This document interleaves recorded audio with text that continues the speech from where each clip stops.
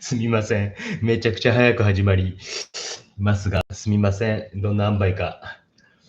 だいぶ早まってすみません。恐竜くんが、だいぶ早ま、あれしましたので。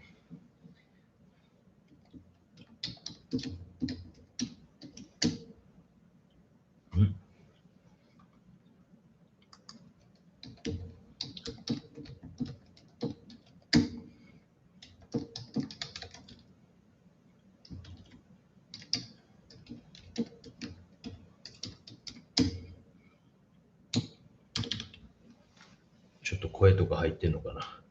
いろんなちょっとチェックをさせてください。すみません。もう。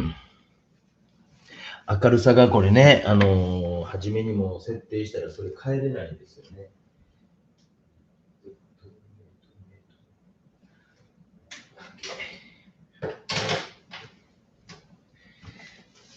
すみません。音声入ってますかね。あれ入ってないな。あれ音声が、あれ音声入ってますかね。手は入ってますよね。あれすみません。音声が入ってないな。すみません。音声が入ってますか。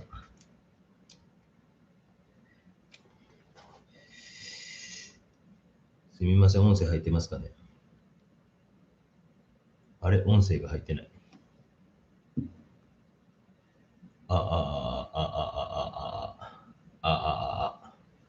あれ、実験でやったときは入ってたんですけどね。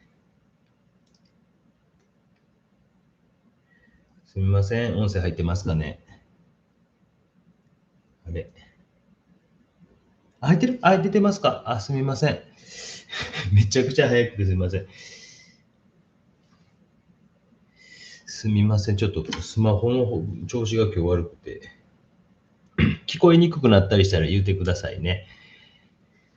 ちょっと2時間近くこうやってみようかなと思ってたんで、ありがとうございます。皆さんのチャットも見れますので、今日はちょっとですね、パソコンを初めて、使ってやろうと思います。光的にも。いよいよ調子が悪くなってきたな。スマホのこのなんかこう、ここのところですね、ここが調子悪いんですよね。ちょっと本格的に、しっかりと水彩を描いてみるということをしてみようかなと思います。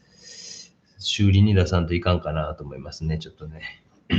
で、人物を描きます。モデルさん、学生さんがいいですよっていうことで、こちらの写真を使って描きます。音声、さっきスマホでは聞こえたんやけどね。なんだろうね。マイクの調子が。聞こえますね。よしよし。大丈夫だね。こんばんは、皆さん、こんばんは。ちょっと今日はある程度本格的に、やれるとこまでやりたいなと思ってまして、そしてスマホじゃなくて初めてですね。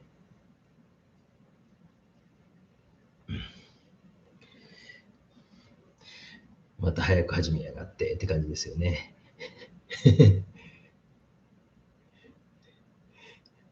まあね、勝手にやってる YouTube なんで、許してください。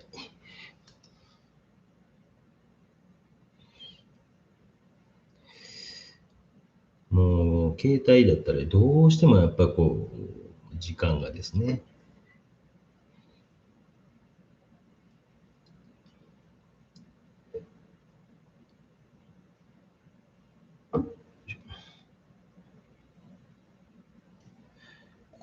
この、あれですね、ちょっと、なんていうか、音がね、パンと入っちゃうんですよね、このカメラの。だから今度また、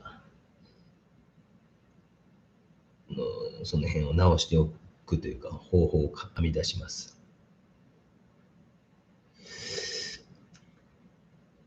画面どうですかね、暗いですから、だいぶこう調整したんですけど、明るく、もっと明るくこう自戒した方がいいというなら、言ってください。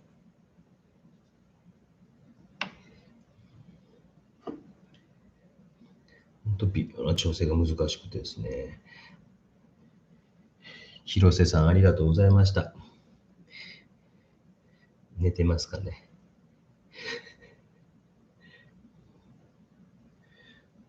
その方がですね、こう、固定の仕方をですね、このピントの固定の仕方を教えてくださって、YouTube にわざわざ上げてですね、自分のチャンネルに上げて、そこまでやってくれました。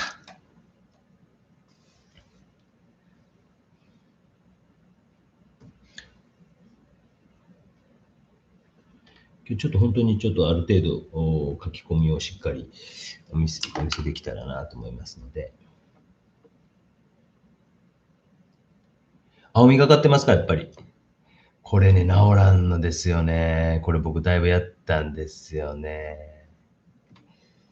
すみません。これ、やっぱどうしても青みがかるっぽいんですよね。なんか、ピントに関しては、ある程度、合わせて止めれるようになったんですけども、この青みがかってるのも多分広瀬さんも多分やられてたみたいで、これ、色の補正を勝手にしてしまうので、ちょっとずつ絵が出来上がっていくと、赤みとかが絵の中で強くなってくると、おそらくちょっとマシになってくるかなと思うんですけど、初めのうちはちょっとどうしても見にくいかもしれません。色の補正に関してはなんかできなかったですね。すみません。お許しください。赤とか黄色が少しずつ加えられていくと、ちょっと違うんちゃうかなと思いながら祈るしかないですが、大丈夫そうですね。すみません。ありがとうのりおっちゃん入ってます。音ですね。ありがとうございます。のたさんもこんばんは。と。有まみさんもこんばんは。福岡久美さん。YouTube 拝見してます。大ファンです。よかったです。ありがとうございます。大ファンです。大ファンですか。ありがとうございます。おじさんがね、こう本当に趣味でやってるというですね、珍しいあれですけどね。本当にもう1年ちょっとずーっとやってきて、で収益化っていうね、CM を入れてからバーッと増えて、で、最近上げた動画がですね、一気に十何万回いって、で、それで、登録者の方がいっぱい増えまして、ありがとうございます。やっぱり、やりがいいですよね。人多い方がやっぱ嬉しいですもんね。うん。やっぱそういうのありますよね、こういうのね。なぜチャンネル登録よろしくねっていうかというと、やっぱこう、ね、少ない人に向けてやるより、やっぱりこう、いっぱい見てくださってる方が嬉しいですもんね。いわゆる承認欲求ってやつですかね。よくわかりませんけど。今ベースを作っててるんですけども、相当丁寧に作ってってます。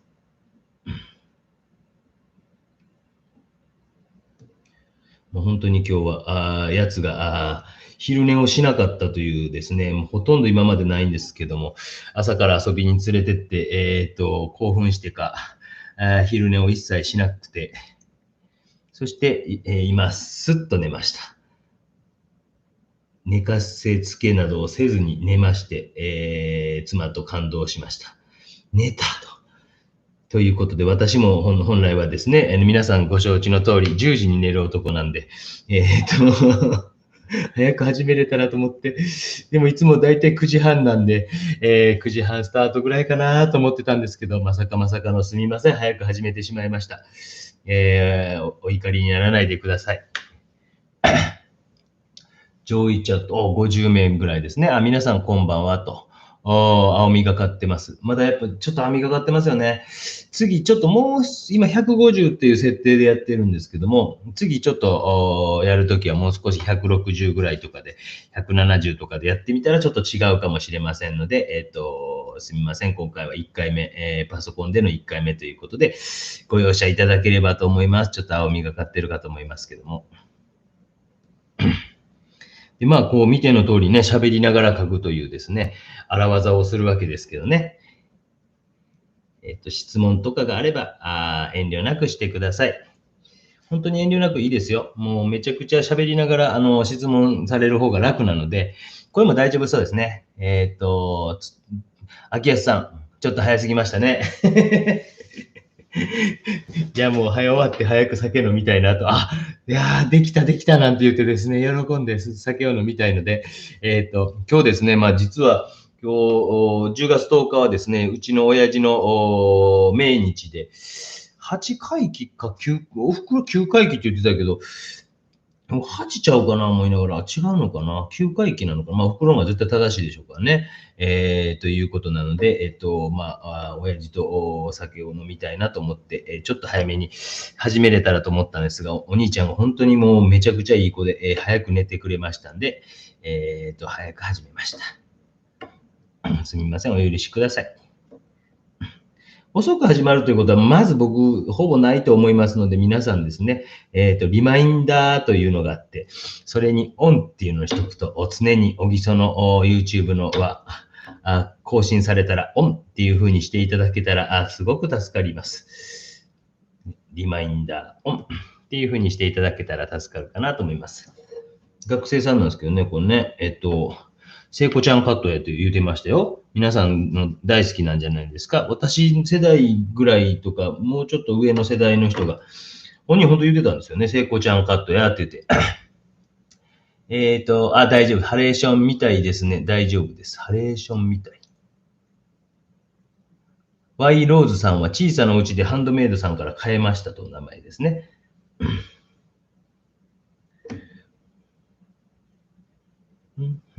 よろしくお願い。なかなか、いつもと違う感じの人が、黄色いバケツが小学生みたいでしょ。これね、俺買った記憶はないんで、多分学生の、忘れてったか、もう卒業して置いてったかのやつだと思いますよ。何でもいいんですよ。道具なんてね。本当に。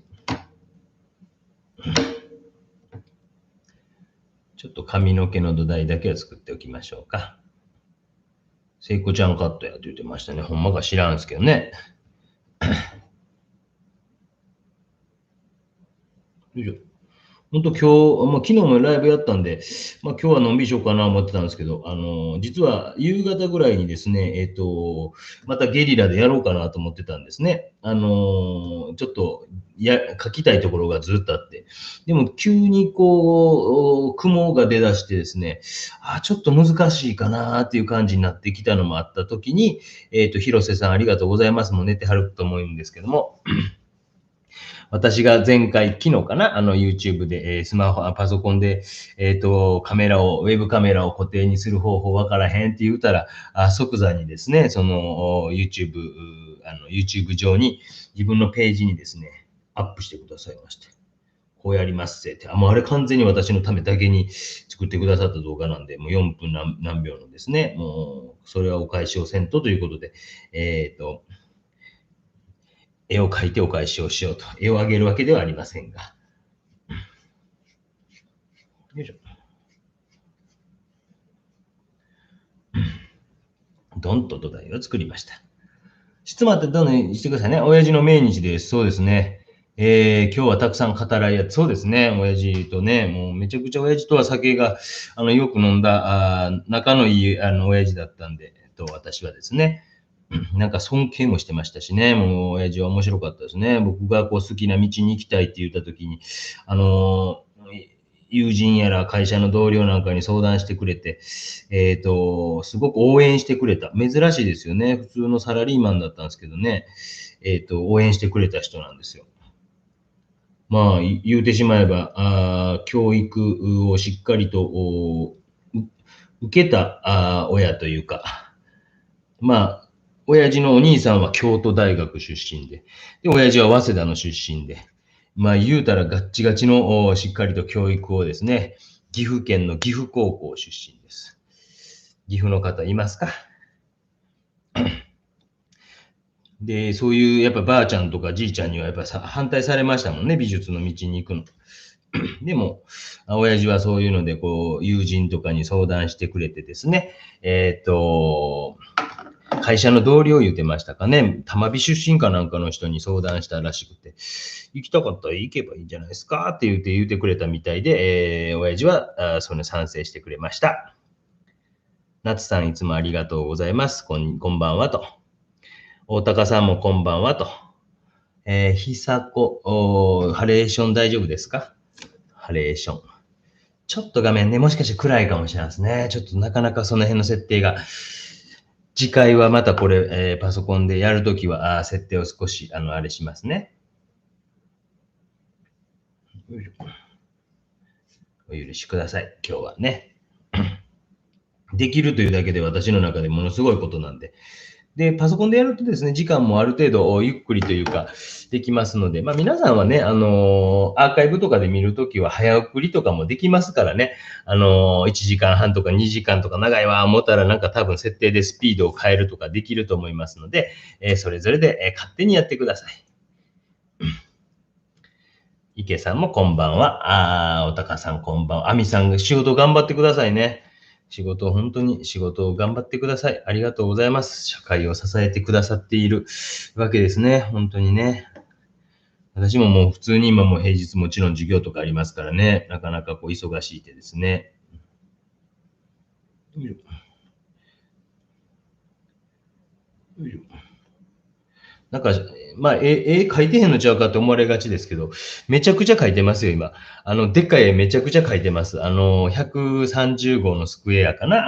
ちょいちょいこう鬼好評かなんかの背景で写ってたやつがあったと思うんですけど、あれもだいぶではないですけど、7割はいかんな。4割ぐらいかな。までは進みました。で、まあ、7割ぐらいまで進むとちょっと安心感が出てくるんですけどね。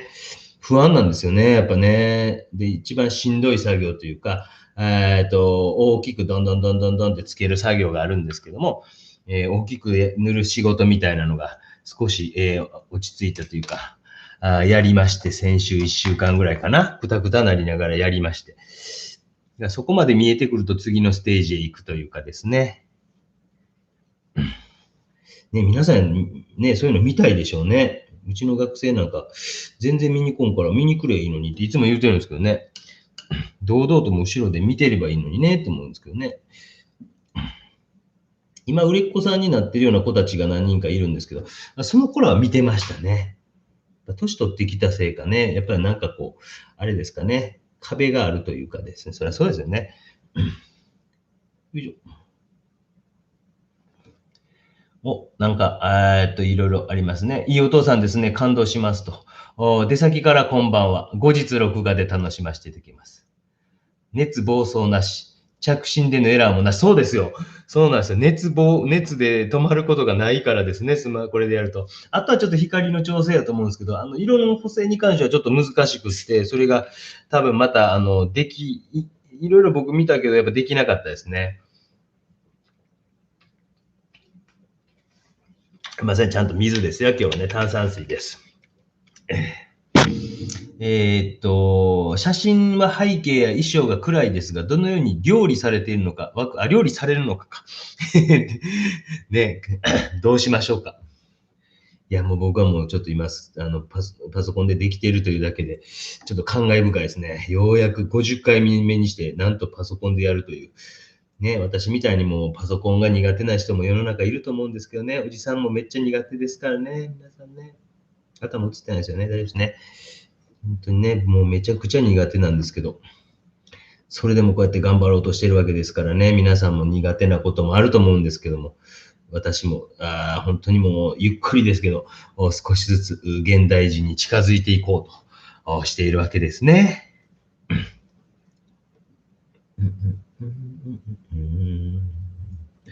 よいしょ。画面がはっきりとしています。いいってことですか？それは OK ってことですか？はっきりとしていますっていうことはいいということですか？ピースだからいい方なんですかね。まあ、いつも本当にこう完成度を上げて、動画とかで上げていますよね。作画動画とかで。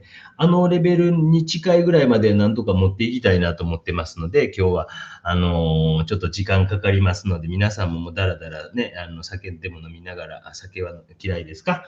私は大好きですが。よいしょ。何度も言いますけど、本当広瀬さんありがとうございました。皆さんね。僕はちょっとチャンネル登録はしてないですけど、何のチャンネルかよくわかってないというか、試験歯の研究の研って書いて、試験、広瀬、カタカナの広瀬の試験、ここ書いておこうか。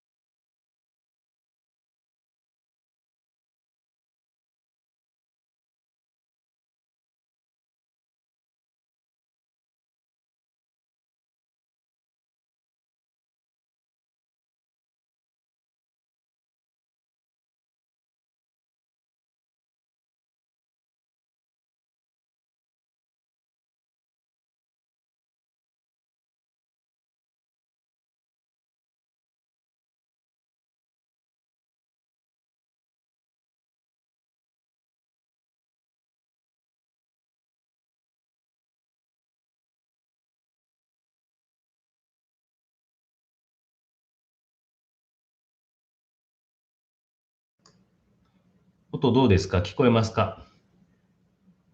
ここから押しちゃったんかな？どうですか？音聞こえますかね？ちょっとすみませんね。あ、聞こえた。あ、なんか勝手にこうミュート押されてました。すみません。クリック間違えてしちゃったみたいです。すみません。あ、よかったよかった。ごめんなさいね。もうこういうところがおじさんですよね。ガリガリの。ありがとうございます。妻が今来てくれましてですね。私ちょっとチャットまで見れてなかったんで。ありがとうございました。あ、そう、癒しの北海道というチャンネルがありまして、ぜひですね、よかったらそれ見てあげてください。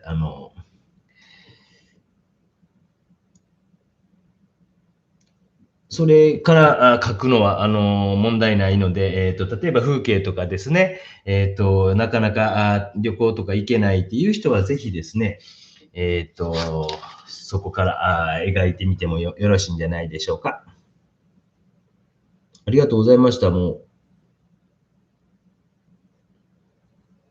うちの人がすぐ来てくれたんで。一人でやったら無理ですね。大事なとこ書いてたから。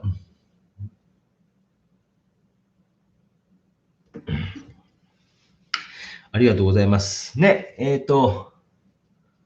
あ、すみませんね。確認、癒しの風景、北海道やったかな。何だっけな。登録チャンネルを探さんと。どうやって登録チャンネルって探すんですか？あ、高く評価した。あった。えこれ。癒しの風景、北海道。これです。いや、ちょっとピントが多分合ってないかもしれないですけど、癒しの風景、北海道。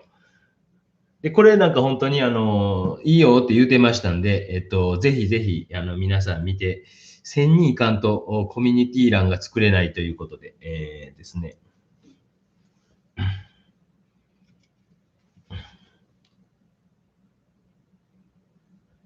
よいしょ。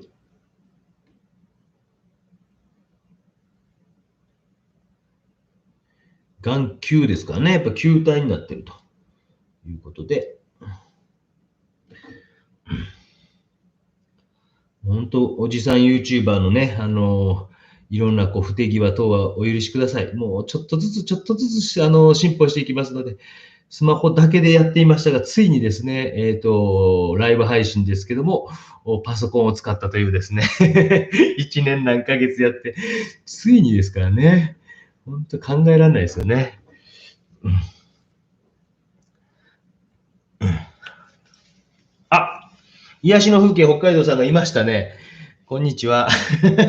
元気ですか？すみません。よかったら、なんかこう、ね、コミュニティ欄にあげれないっちゅうから、僕のとこに写真送ってって言って言うたんですけどね。そしたら僕のコミュニティ欄の方と、あれを載せれますので、すんごい写真も、多分、センスのいい、本人はあんまセンス良くないんですけどね。何がって感じですけど。うわっと行きました。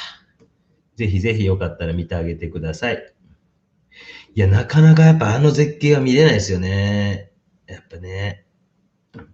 秋のシーズンでものすごい紅葉の動画を上げてて、雪とかもえげつないのを、多分今年は冬とか、しなんでなって感じなんですけど。えげつないなんかもう多分上げてきよると思うんですけど。ね、秋の北海道があんなに素晴らしいとは知らなかったですね。ね。自ら了解です。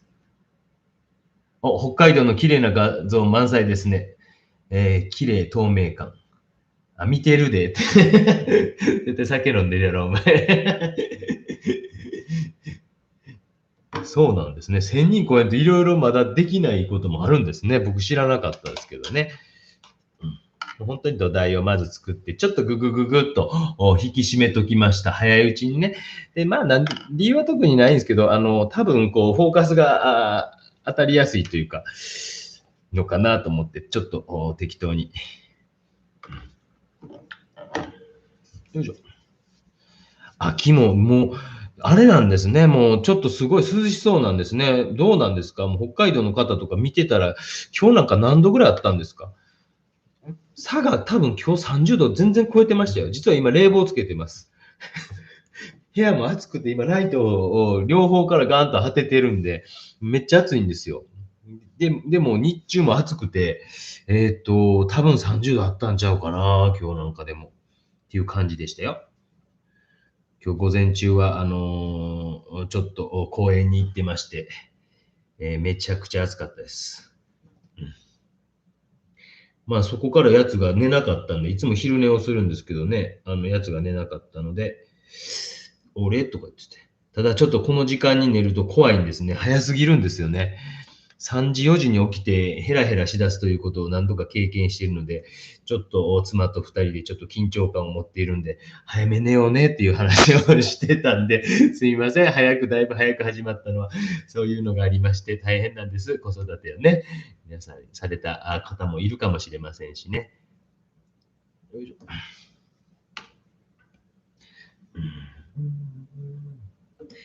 30度、多分楽勝で今日超えてたと思いますよ。うん、山は雪がほんまにもう雪降ってんの？すげえな。すげえな。全然違うわ。今日基本半袖ですよ。寝るときまだタンクトップですよ。もう暑いから。ああ、全然違いますね。やっぱり同じ日本でも。北海道とかは日沈むの何時ぐらいなんですかね。こっちは今6時ちょっと前とかなんですよね。6時ちょっと手前ぐらいで、うん、ちょうど日が沈むんですけど。よいしょ。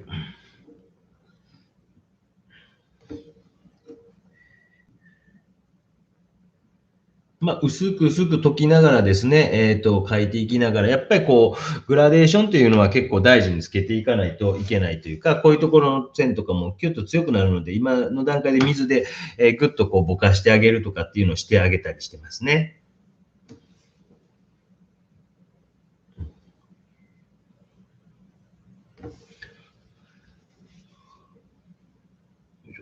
紙は、ワトソン、いつものワトソン紙を半分に切りました。ワトソンじゃない、キャンソンですね。キャンソンボードと呼ばれるものを半分に切りました。紙はそれです。水彩は草壁さんの何色セットかよくわかりませんけど、50色か48色セットぐらいのやつを、ちょっとよう使いそうなやつだけをちょっとピックアップして、やってます。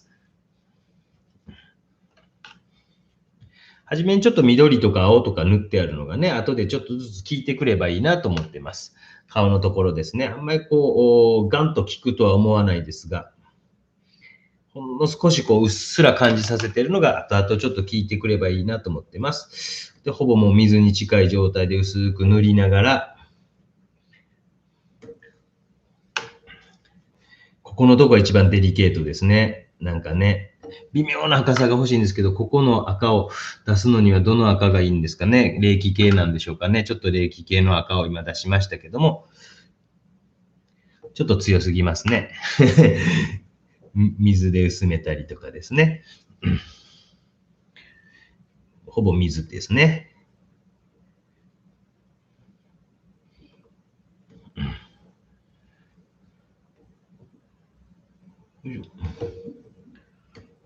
ぜひぜひ、リマインダーオンとかいう設定にしてくださいね。ちょっと変則的な、時間に上げることもありますから。あ、広瀬さんありがとうございました。散々褒めときましたから、もう褒めませんよ。動画の前半の方で、たくさんお礼を言ってありますので、本当ありがとうございました。ウェブカメラの固定の仕方を作ってくださった広瀬さんですね。すみません、僕チャンネル登録してませんけど、何のチャンネルか僕分かってなくて、なんか、ね、専門的な感じがして。でも、ああいうのもすごいこう、ね、専門家の人で困ったら、役立つんでしょうね。なんか、まあ、私のこう、勝手に公募店の、なんていうか、クレームを載せられ、ジョークですよ、ジョークですよ。皆さんね、冗談ぐらい分かりましょうね。という感じでございます。本当にありがとうございました。もうパソコン弱いからね、もう本当にこういう方がいてくださるとめちゃくちゃ助かりますよね。今んとこ大丈夫ですよね。特に問題なくいってますね。大丈夫ですね。日の入りは早いです。朝早いでしょう。ね。日の出は、日の出。日の入りも早いんでしょうね。北海道とか行ってびっくりしましたもんね。もう4時ぐらいから暗いっていうのがもうびっくりしましたね。私たちはなんか5時とかぐらいからちょっとずつ暗くなるんですけども、今出先から戻られてたそうです。すみません。全然早く始まりました。ちょっとずつね、イラついてきましたよね。なかなか自分で言うのなんですけど、いい感じの土台ができてるなって感じがしますよ。すみません。自分で自画自賛しましたが。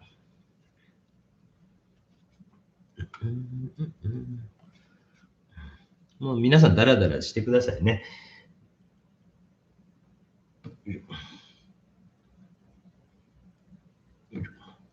まあ、これなんか授業でですね、またコロナがバーッと広まってしまった時のために、一応学生さんたちの顔写真をこう、撮って、それをまあ書くということを授業でやったりするんですけども、ちょっとそのために先週、ちょっと授業の一番初めのガイダンスの後に、撮ったんですね。で、この子は3年生なんで、もやっぱちょっとこう、ポーズとかも上手くなってきてるんですね。よいしょ。この写真も本人にちょっと聞いて載せていいか、ちょっと聞いてみましょうか。黒い服着てますね。黒い服を着てます。よいしょ。110人。ね。おめでとうございました。稲葉さん、そうですね。おめでとうございました。何か賞を取られたとか、なんかね、書いてありましたね。よかったですね。おめでとうございます。もう本当に。ね。人物画でとか言ってましたもんね。いつも風景描かれてはるんですかね。確かね。そんな感じだったと思いますね。鬼好評も初めの方から出されていた方なんですけどもね。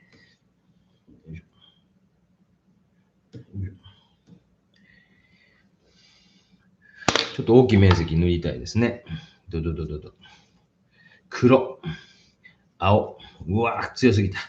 茶色。やっぱ大きい面積塗るときは大きくこうですね、作ってあげた方がいいと思います。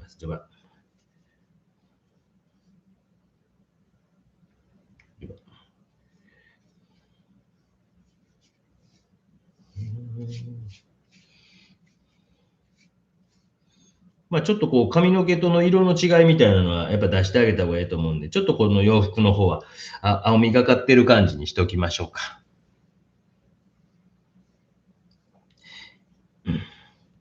一歩ちょっと髪の毛の方は茶色とか赤を少し強めにしておきましょうか。ね。うわほんまなんかな本人が聖子ちゃんカットです。へへへへ言うてたんですけど、ほんまなんかなそんな美容師さんに言うたんですかね。うわしょ。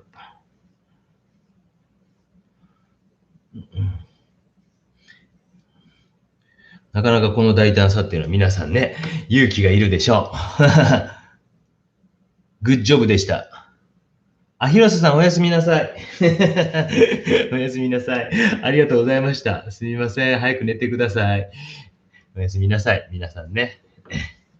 ピッピッピと。なんか皆さんなんか土曜日の午前中か日曜日の午前中がいいみたいに言ってましたよね。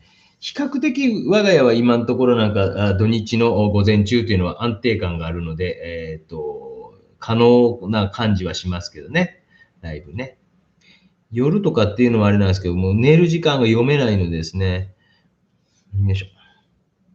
ビューわ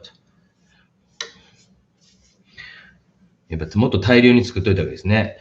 僕のなりにだいぶ大量に作ったつもりだったんですけどね。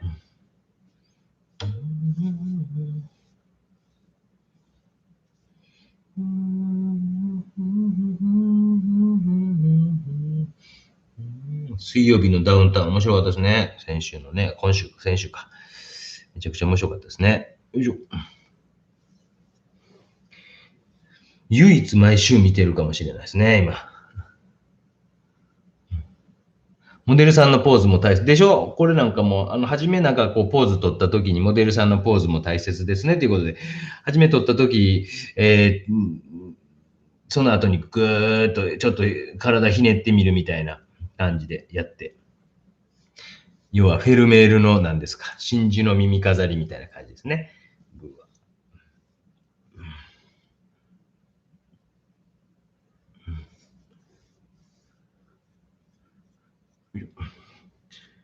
ブワップ、ブワップ、ワップ、ワップ、ブワップ、ワップ、ワップ。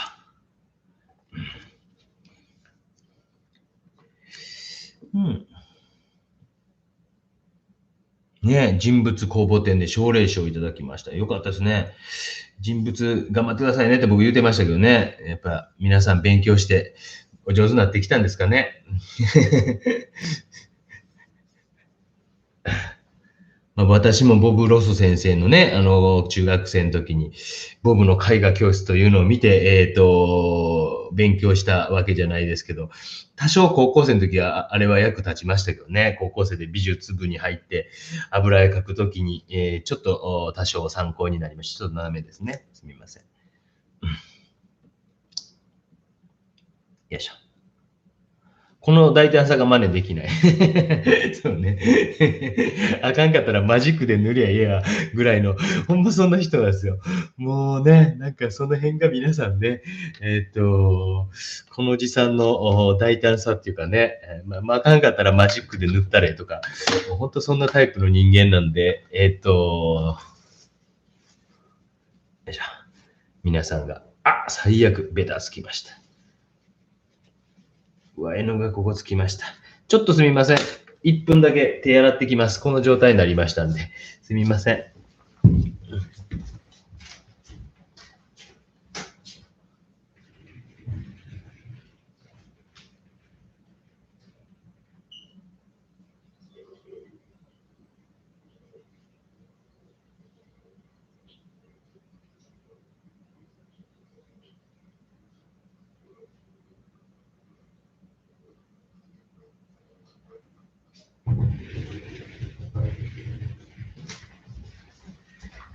大変申し訳ございませんでした。ちょっと手が汚れたんで、今行ってきました。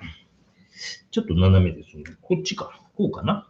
この歪みに関してはなかなか直せないんですよね。どうしてもカメラがちょっと湾曲してるから、ちょっとこっちの方寄ると台形になっていってしまうところはちょっとお許しください。失敗したらもうなんかね、どんまいと思ってやりますよ。もう、なんとか、強引にでも立て直しにかかりますけどね。まあ多分書いてきた枚数がもう相当多いから、あんま失敗を失敗と思わないっていうかですね、まあ、ええわぐらいの感じ。じゃあその状況の中でじゃあどないしようかなっていうのを考えるようになってるんでしょうね。やっぱそれはあると思いますよ。プルシャンブルーみたいな色やから、手にやっぱりしっかりくっついてますね。このなんかね、フタロシアニン系っていうか。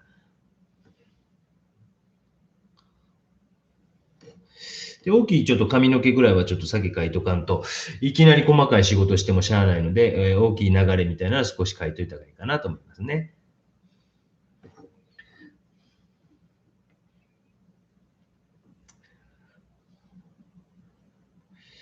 よいしょ。筆もやっぱりいきなり細かい筆使うというより、ちょっとずつ細かくしていくぐらいの気持ちでいいかなと思いますよ。すみません、予定時刻にもまだなっていないというですね、今まで40分経過。まだ予定時刻にもなっていないと。もう怒られるかもしれないですね、さすがにね。こんなに早く始めやがってってね。この辺はもう1ミリ、2ミリの違いでものすごい変わってくるんで、ものすごい慎重にやってください。もう本当1ミリ、2ミリの世界です。なんか落ちた。あんまり頭を近づけれないんで、ちょっとね、ディティール書くときはやっぱ、よいしょ。なんか汚れてますね。よいしょ。聖子ちゃんカット似合ってはるって言われてるよ。まあ今日やるとは言ってないんですけどね。本人はちょっと今展覧会とかで忙しくて混乱してると思いますけどね。頑張れ。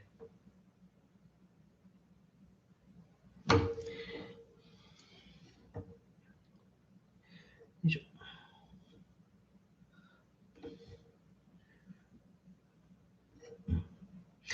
質問遠慮なくしてくださいね。昨日も結構出たんですけども、全然、気にしないでくださいね。質問遠慮なくしてください。今2層ですよね、これでね、後ろね。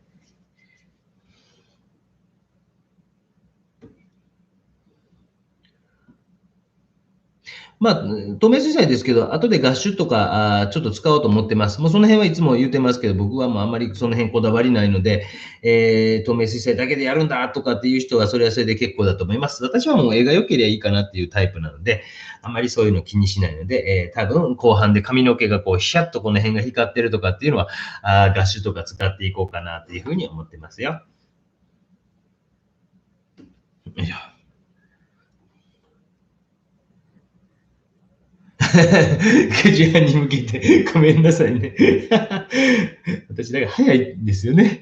9時半にはいつも寝るけど、そういうふうに書けばいいんですかね。でもね、早く始める、遅く始めるよりはね、早く始めて、早く皆さんね、明日お仕事でしょうからね、休まれた方がいい。浩二さん言ってますが、キャンソンポード生産終了みたいだそうですね。渡辺さんにももうないって言ってました。なんか厚紙かなんか貼りましょう。僕それでいいと思ってます。木工ボンドかなんかでわーっとくっつけるかなって、もう水をベタベタに塗るような仕事やったらば、でもそこまでの水ベタベタに塗ってないので、なんとなくかっこいいっていうか、熱い紙の方が僕はかっこいいので、重厚感あってですね。それだけっていうところもあるんですよね。だからもう皆さん厚紙でも適当に木工ボンドで貼り付けましょう。もし必要な方はね、生産終了だそうですよ。皆さんでお手紙いっぱい書いてみたらどうですか？ちょっと高くなっても、2割増しになっても私たちは買いますとか言って。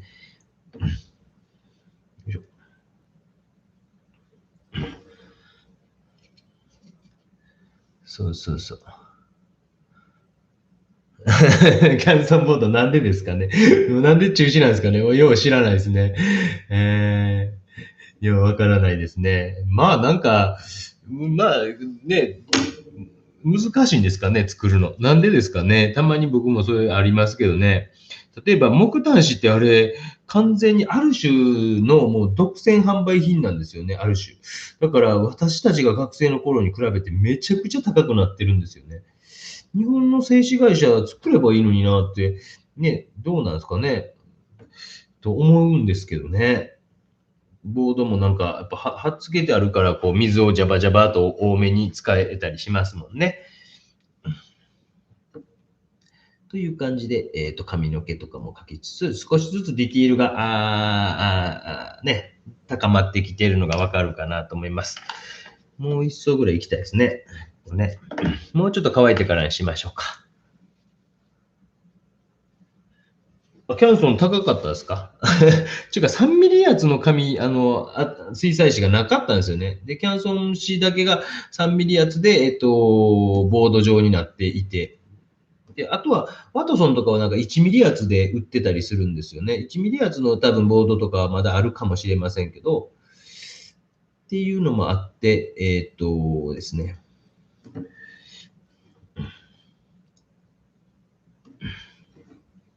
よいしょ。もう一回ぐらい背景行きたいですね。3層目。本当はもうちょっと時間ね、間空けたいですけどね。さすがにこう、そこまで時間もないので、3層目の背景を、ベタ塗りをいこうかなと思います。綺麗にはいってませんけどね。多分皆さんの方が上手でしょ、こういうのね。あんまり動画なんでこう、動かしたくないからですね。ベタ。ビュー、ビュー、わちゃ。よいしょ。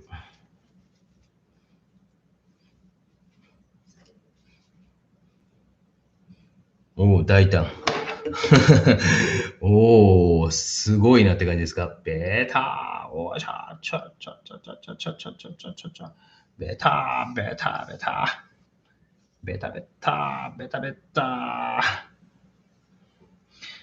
まあもうこんなん多分アクリルでやった方がええんちゃうって僕も今やりながら思いましたね。背景だけでアクリルでやった方が良かったかなって。まあその辺本当に皆さんなんか臨機応変にやられたらいいと思いますよ。うわ、もうポスターカラーで背景はとか。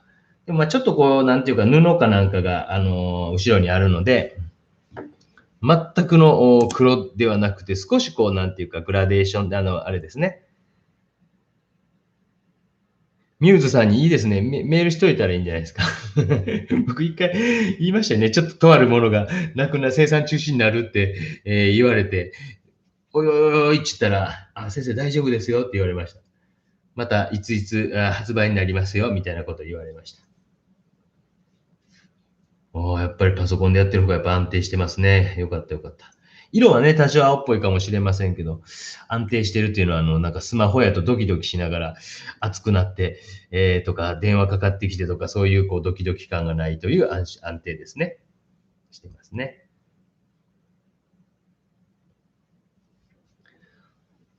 だいぶ暗くなりましたね。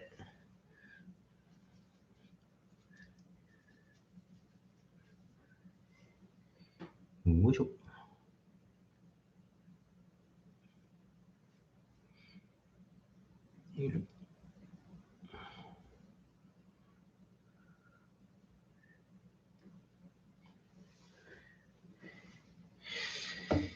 だいぶ大胆に来ましたね。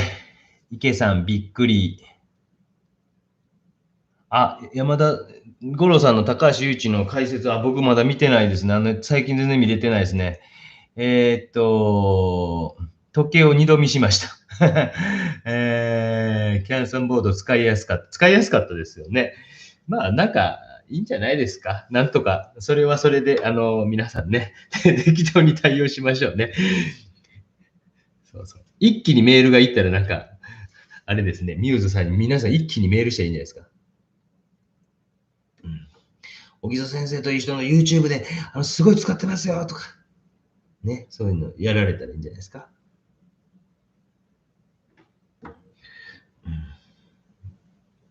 うん。渡辺さんから渡辺さんから聞いたんだかな、なんかその生産中止になるそうですよ。あ、そうですか、つって。なんて言って。まあそうなったらそうなったで、なんとか対応する、新しい方法を編み出すのがクリエイティブな仕事だと思ってますので、あまり動じません。うん、よ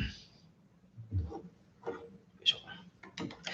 ちょっとディティールを書き出していきますね。背景とお洋服に関してのベースみたいなのはある程度できたかなぐらいの感じに思ってます。でちょっとこうやっぱパレットを掃除します。今1時間ぐらい、50分ぐらい経過しましたね。うん、僕らが学生時代に習ったの金なくて、お歳暮のために鮭ですね。っていうふうに聞いたんですけど、あれそういうふうに解説してました。もっと多分山田五郎さん、その後深掘りしていきはるから、ね、すごかったですよね。印象派のやつがすごかったですよね。あれ、めちゃくちゃ感動しました。ね。メール本文に小木先生の名前入れてていいですよ。これでも、コメントを私はも戻って読むこともできるんだな。ああ、稲葉さんすごいですね。うん、じゃあちょっとずつディティールの方も書き進めていこうと思います。今日も皆さんありがとうございます。もうおじさんの、あれにですね、道楽につき、147増えましたね、だいぶね。すみませんね。早く始めてました。学生にいつも言ってます。遅刻はすんなよと。早すぎんのもどうなんやっていうふうに言われそうですけども、はい、すみません。もう、ちょっとうちの恐竜ワン君がめっちゃ早く寝たんで、ちょっとドキドキ、夜中ですね、覚醒することがあるんですよ。本当にね、起きてね、ヘラヘラしだしてね、起きろ起きろ、おとん起きろみたいな感じでですね、遊ぼうぜ遊ぼうぜみたいな、おお、そうなるかそうなるかという感じになる可能性が十二分にあるので、ちょっと早めに始めてしまいました。すみません。7時半に寝たんで、いつもより2時間早い。でもいつも昼寝を2時間ぐらいするんですけど、1時間半とかぐらいかな、するんですけど、今日それがなかったので、ちょっと濃すぎたなと思ったら、だいたいティッシュかなんかでポンとやったりですね。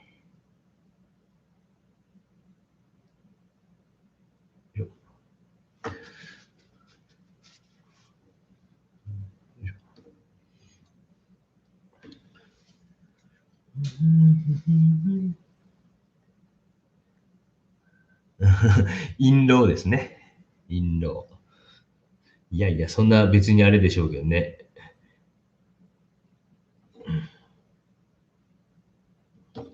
皆さんもやっぱ使ってたんですね。なんか渡辺さんとこになんかやっぱ買いに来る人いるって言ってましたもんね。何でもいいと思うんですけどね。ブロック式のなんか、水彩紙とかでも、あれですけどね。僕もなんかたまたまなんか扱ってみたら、厚紙ええなぁ思って、今目玉のとこ書いてますね。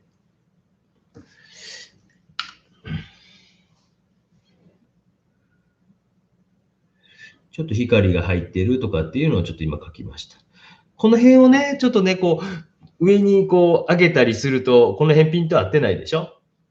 ね、作品を上げてもっとこうディティールを見せたいなってライブ配信中にこうピントを変えることはできないと。それがちょっとあれなんですけどね、逆にね。配信中には変えることができないので、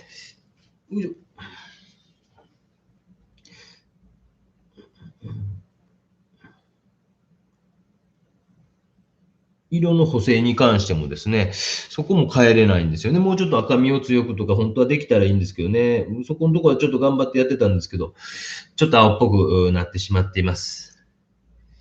なんか蛍光灯の色を変えるしかないのかなとか思いながら、そこまでやるのもまた大変なんですね。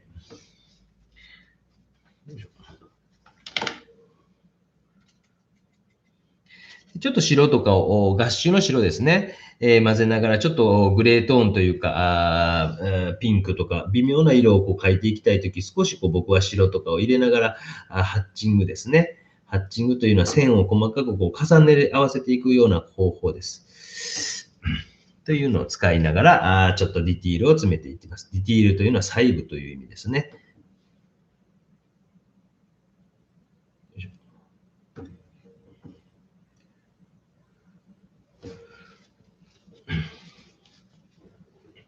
よいしょ。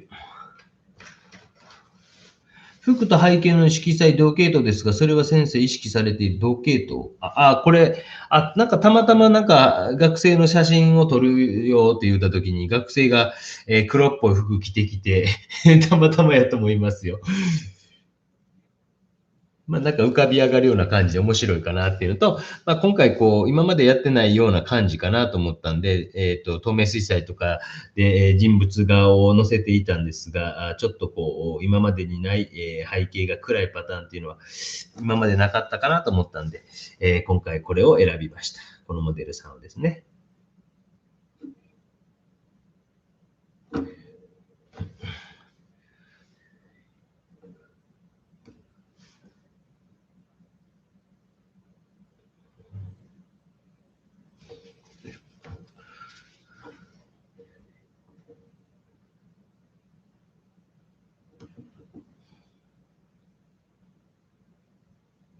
真剣でしょ。いつもヘラヘラしてるくせにね。真剣にやっとるね。珍しく静かやなって感じですか。この辺はね、ほんと慎重に慎重を重ねながら、ほぼ水で描いてあげて。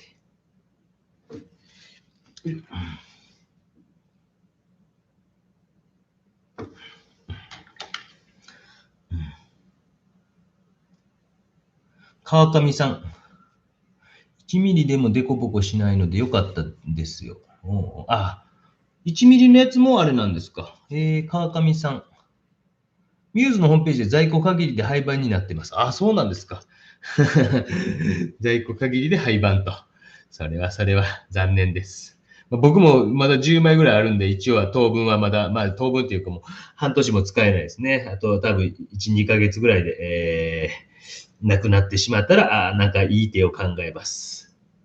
うーん。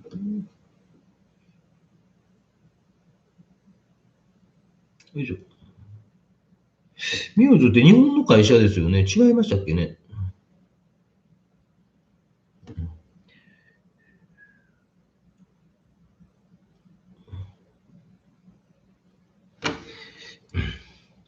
で、ちょっとずつ密度を上げていってます。密度ですね。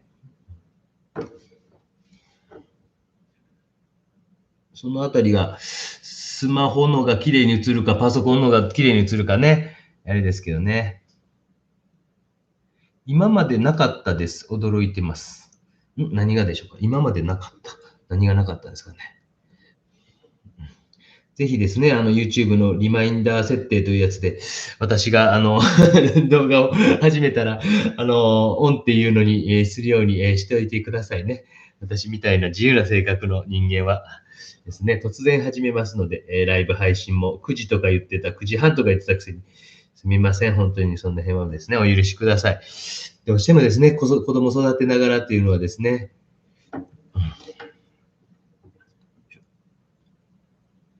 また今日も妻に感謝ですね。もう本当に、いいよいいよって言ってね、夕方、広瀬鹿さんのおかげで、こう、ピントが、パソコンの方がピントの合わせ方を教えていただいて、わざわざ YouTube に上げていただいて、もうそれやったらすぐやろうかなと思ってですね、昨日もライブやったんですけども、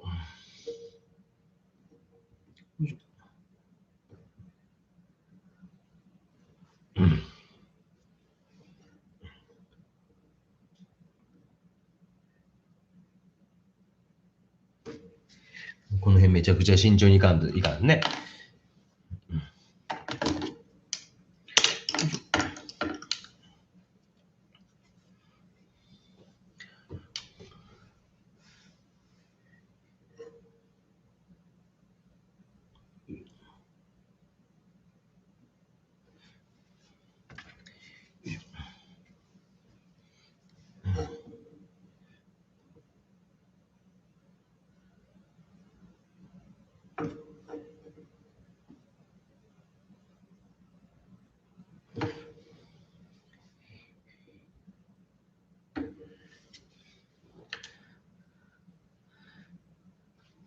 皆さんこんばんは。吉川さんもこんばんは。よいしょ。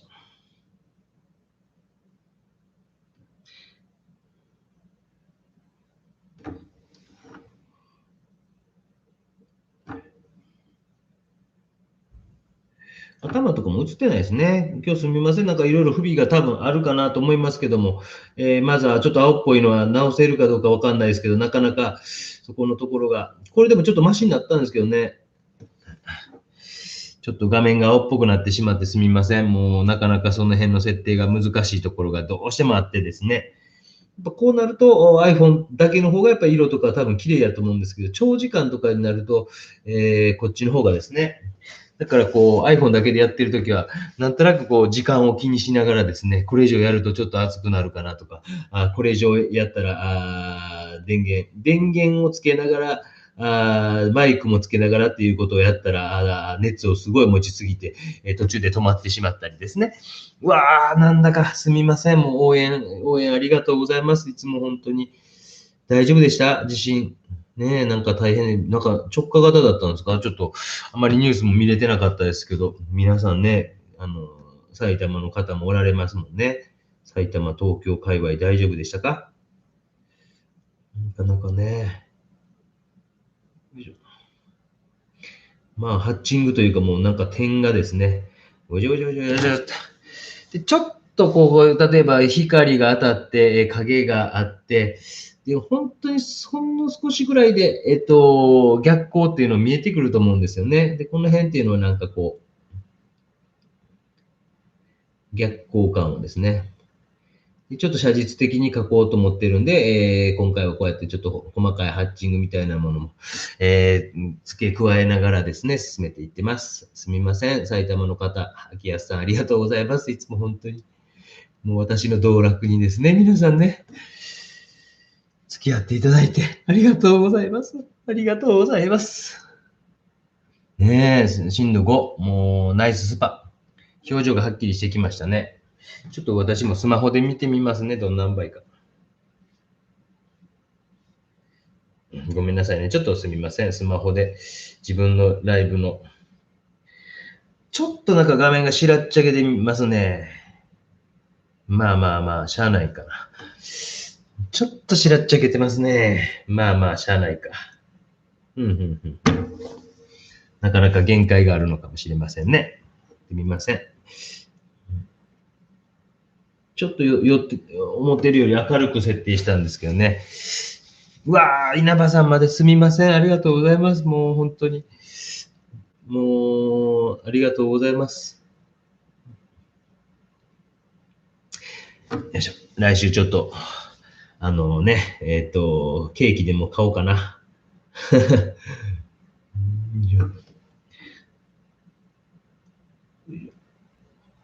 すみません、稲葉さんもね、おめでとうございます。本当にね、よかったですね。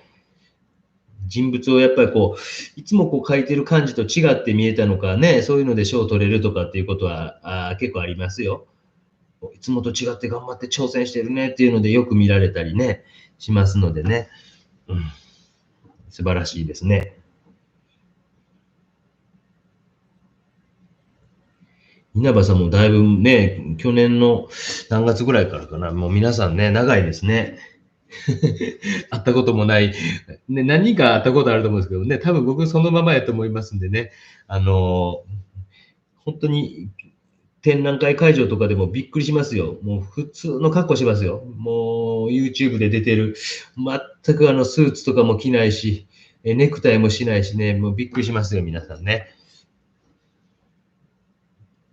僕はなんかこう、スーツとか着るとなんか、画廊の人に見えてしまったことが昔あって、まあ今はね、だいぶおじさんになったからあれやけど、若い時とか30とか35ぐらいとかの時とかって、なんかこう、もっとこう、おじさんのイメージがありましたってめっちゃ言われたんで、もう嫌になってスーツとかを個展では着ないようになりました。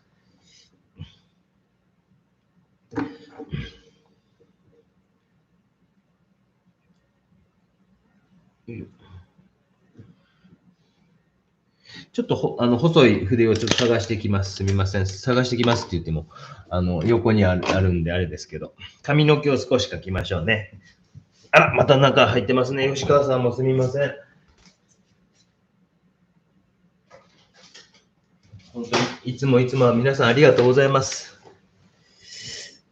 ちょっと難点はですね、難点は正座して書いてるんですよね。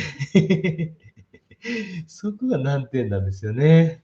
はい、いつものこれですね。ちょっとこう、上にしても映ってないかもしれないですけどね。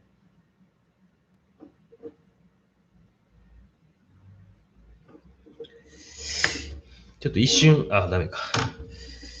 やっぱこの、たわみがこう、すごい、こう、やりにくい。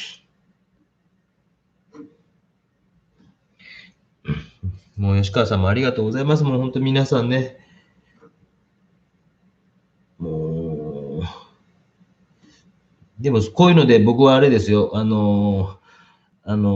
勝手に公募店とかで忖度は絶対しないですからね。残念ながらね、皆さんもね、そんなされる方が嫌でしょ。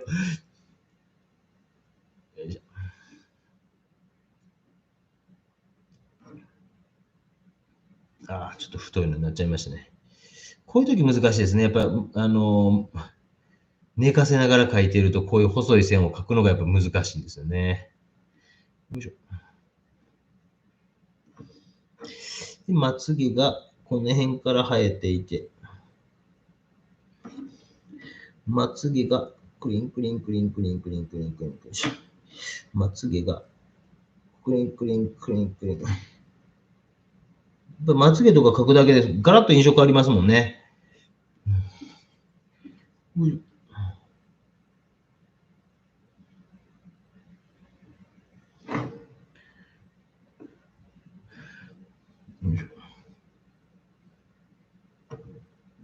大きい土台作ってからやっぱ細かく僕は書いていきます。もういきなりずっと細かく書かれる人もいるでしょうし、ガーンと大きいままで、行く人もいるでしょうし、もうそれはそれぞれの書き方やと思いますので、こうしろ、ああしろっていう僕は指導方針はしませんので、毎回言ってますけど、皆様がなんか使えるところがあったら使われてみてください。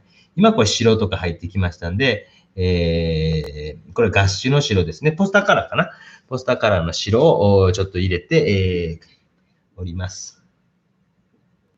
まあ、ポスターカラーと前も言いましたけど、透明水性で組成っていうのは同じですので、炭酸カルシウムがたくさん入ってますよと言ってましたので、工場長が。それ3、4年前なんで。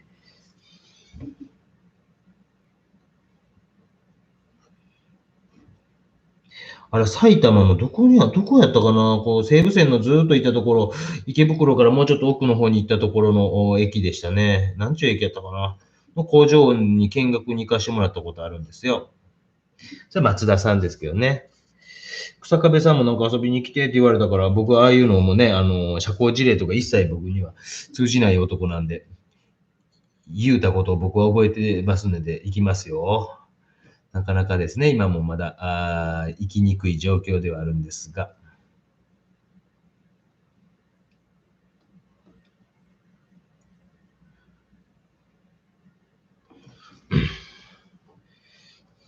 ただ YouTube って面白いですね。本当になんかこう、いろんな人が見てますもんね。157名。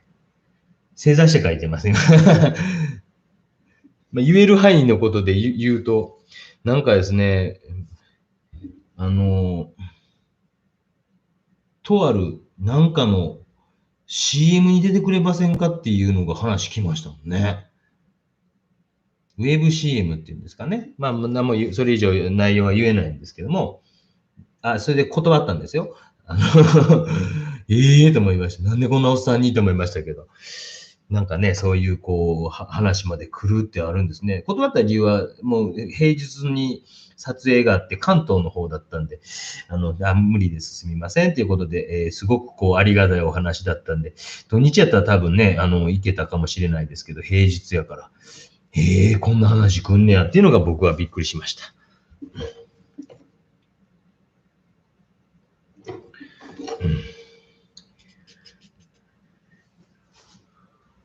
悪ないですね。よいしょ。よいしょ。ウェブ CM ってなんすかね。まあいいや。メザーズエリさんの質問どこか。再三すみません。水彩の日に、油彩のことで申し訳ないのですが、グリザ油の後はどれぐらい乾かしてから次の層に行ってらっしゃいますか？秋安さん、フォローありがとうございます。がっちり乾かされたら中、やっぱ1週間、開けた方がいいですよ。がっちり。もう皆さん多分、その辺、僕は例えば白味という支持体使ってるから、乾燥というかちょっと吸収するんですね。だからこう、乾くのも早かったり、この間、揚げたガラスのやつも次の日になんとか乾いていたので、もうまあええわと思って行きましたけど、まあ、皆さんは最低1週間ぐらい、冬場なんかは特に、開けられた方がいいと思いますよ。全然いいですよ。油絵の質問も。で、キャンバスの場合って吸い込みとかがないから、より乾くのが遅いんですね。だから、特に冬場になってくると、気温とかも、24、5度が乾きやすいっていうのを僕、学生時代に授業でなんか習った記憶があるんですが、まあ、特に冬場とかになってくると、より、乾燥が、時間かかりますので、皆さんちょっとその辺は慎重に、必ず慎重にされた方がいいかなと。すみません、質問遅くなりまして。だと思います。まあ、一概になんかその人のこう溶き油の状況とかそういうのがわからないからですね、言えないというか難しいところはもちろんあるんですよ。でも1週間間空けたらまあ硬いんちゃうかなっていう気はしますよね。慌てないことです、とにかく。でその間に他の絵を描くとか、私はもちろんしてます。他の仕事をするとか、まあいっぱい仕事はなんぼでもね、芸術家というのは仕事を見つけていけるというかですね。OK ですかね、ありがとうございますと。CM 見たかったですか？ガリガリのおじさんですよ。ね、まあなんか私の仕事にこう、なんていうか、人やったらどうこう、どうちゃらこうちゃらみたいな感じなのかな。まあね、なかなかやっぱ、東京とかまでそれのために大学は休めんなっていう感じですね。授業とかありますのでね。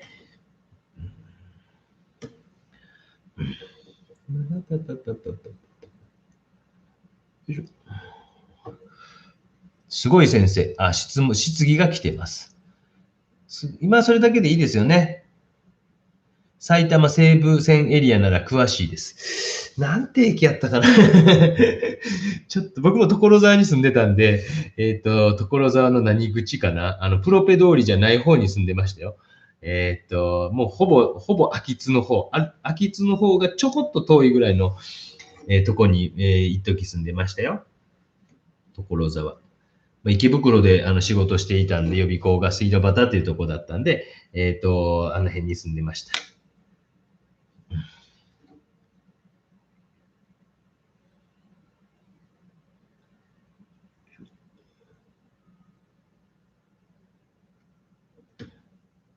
まあ、質問あったら言ってくださいね。ありがとうございます。気づけないです。所沢めちゃくちゃ詳しいですか？所沢なんか思い出あるかな所沢の本当にその反対口、プロペじゃない方のところのなんかこう、飲み屋さんでさっき言ってた絵の具会社、松田スーパーの工場長と、よく飲んでたんですね。なんか海鮮居酒屋みたいなやつとかやったような気がするんだな。で、その方が確か東久留米とかいうところに住んでたんちゃかったかな。3つ先か4つ先ですよね、確かね。記憶が、もう古い記憶すぎて、もう15年以上前の記憶ですもんね。懐かしいですね。だから、西武ドームとか行ってましたよ。やっぱね。やっぱ近くに住むとそこのファンになりますよね。西武ドームとか行ってましたもんね。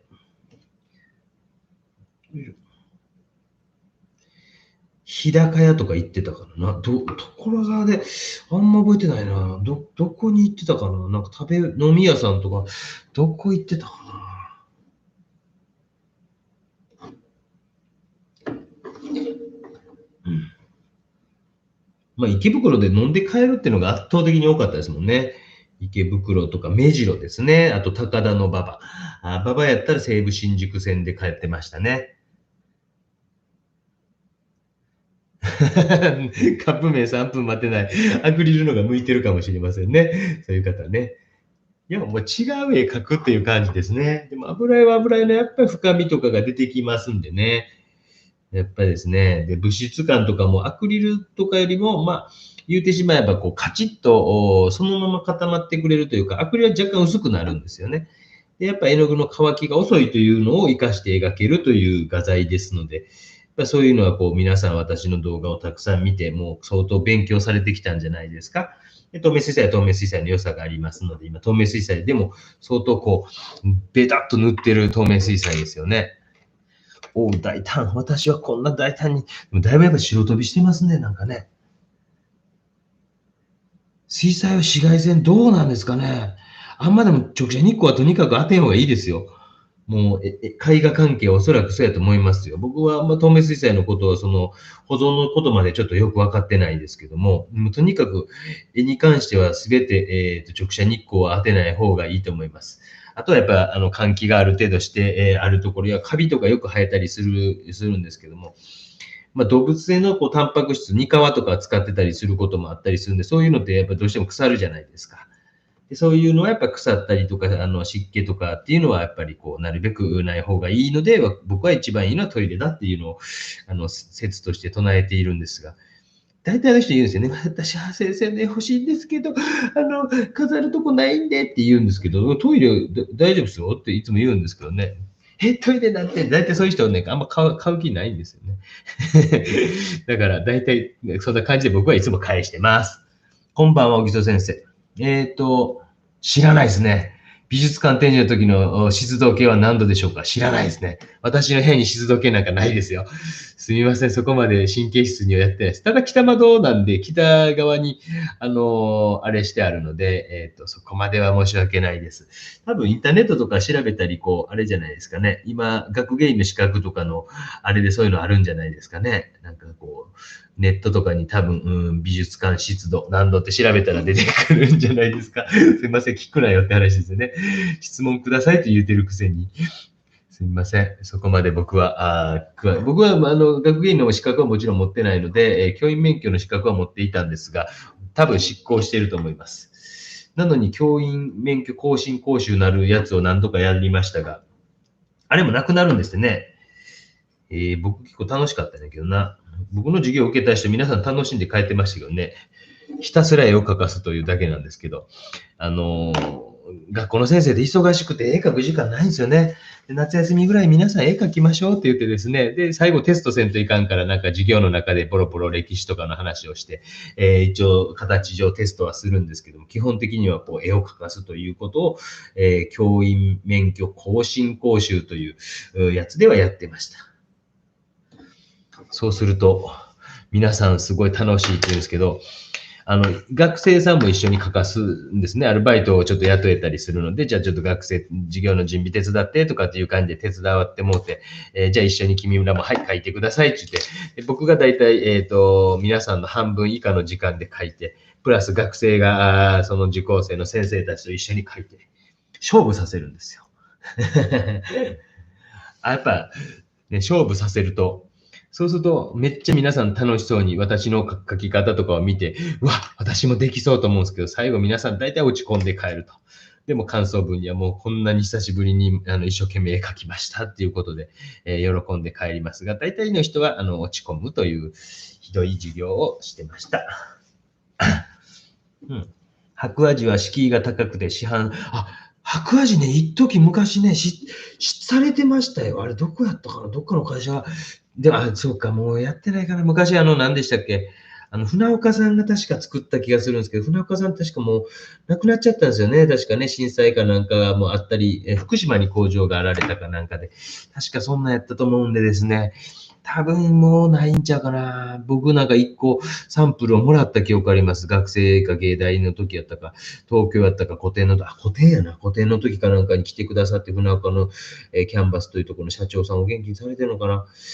で、こう、白亜のこれと、めちゃくちゃ綺麗な、もう、絵描けへんやんっていうぐらい綺麗な、多分今ないんちゃうかなと思いますね。うん。まあ、アクリルのジェスト字って僕やってますけど、あれかぐらいから試されてみたらどうですかね。そんな難しくないっていうか、ジェストを水でただ溶いてるだけなんで、まあ、可能な限り、布とかは貼られた方がいいんですけど、まあ、小さい、3号、4号、6号ぐらいまでかな。やったらパネル上とかのもんに直接でもそんなに問題ないんちゃうかなっていうのが、私が好きな絵描きさんがいて、1枚絵を持ってるんですけど、その人の絵がそんな感じで描いてあって、状態は今のところ買って、もう5年ぐらい経ちますが、裸んぼが額縁に入ってない状態で、飾ってあるんですが、そんな状態悪くないので、多分大丈夫なんちゃうかなっていう、ある程度はですね。ただ大きいものとかになると、継ぎ目とか出てきますから、木の継ぎ目ですね、そういうのはちょっと注意された方がいいですね。なんかあるかな。実家所沢ですと。気づいていただけてよかったです。なんか大丈夫かな。稲葉さんがやっぱりね、教えてくださってますね。湿気嫌いますよっていうことで。そうですよね。普通に考えたら湿気嫌いますよね。あれですもんね。アラビアゴムとあれで書いてて、水で、溶けたりしますからね。普通に考えたら多分そうでしょうね。で、少し細かいハッチングとかをしながら、ちょっと複雑にしながら、今1時間20分。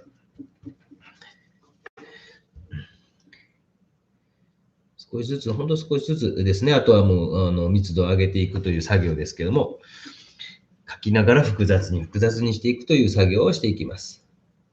今何時？今ですね、だいたい今ぐらいに開始する予定やったということで、今つけた方も、ふざけんなって言ってますよね、多分。ごめんなさいね。アーカイブで初めの方からまた見てください。もうお許しください。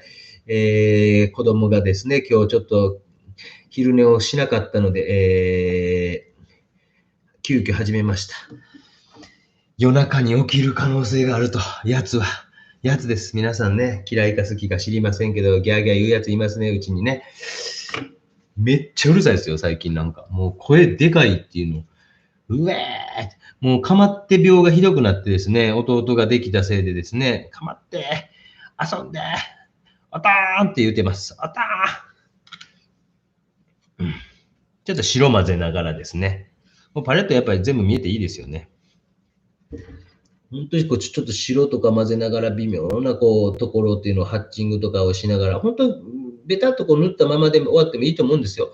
でもなんとなく僕はやっぱアンドリュー・ワイスという絵描きさんが好きで、なんとかまだまだめちゃくちゃ遠いんですが、近づきたいなっていう気持ちと、自分なりの透明水彩、私しか描けない透明水彩っていうのをずっと探していて、1年間ちょっとこの YouTube を始めながらですね、その中でこの白を混ぜてやるハッチングというのは、意外と微妙な調子が作りやすいなっていうので、私は最近これをちょっと使って描いてます。多分先ほど一番初め見せた親父の顔のとこなんかもめっちゃハッチングしてるんですけども、これは白足してないはずなんで、白足した方がやっぱちょっとやりやすいですね。ギャーギャー言って、ギャーギャーくんとても可愛いですと。うん、子供の花。多分、深江さん、多分、本当にちょっとジェストかなんかの、ジェスト地みたいな感じで試されたらいいかなと思いますよ。薄く薄く、本当に、塗ってって、水で溶いたやつですね。水で、ジェストを1対1ぐらいで溶いて、アクリル系の下地を、そっと平滑に塗れますので、そしたらあと私のなんか何ですっけ、コミュニティ欄にある写真とかは著作権的には OK ですので、ただなんか公募展とかは出さん方がいいかなと。私がやってる企画の公募展はいいんですよ。でもなんか世の中の公募展は出さん方がなんとなくいいかなと。僕は何にも言わないですけどね。うん